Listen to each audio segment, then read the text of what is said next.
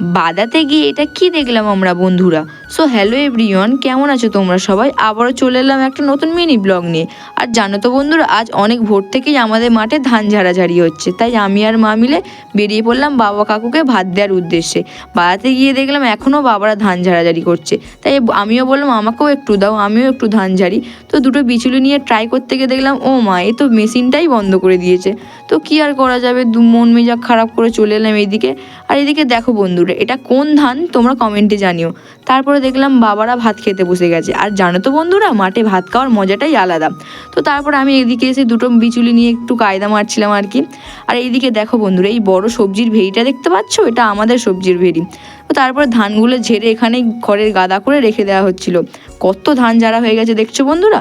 তো আমার ভিডিওটা এই পর্যন্ত ছিল। ভালো লাগলে একটা লাইক, কমেন্ট আর চ্যানেলে নতুন থাকলে চ্যানেলটা সাবস্ক্রাইব করে দিয়ে পাশে থেকো বন্ধুরা। টাটা।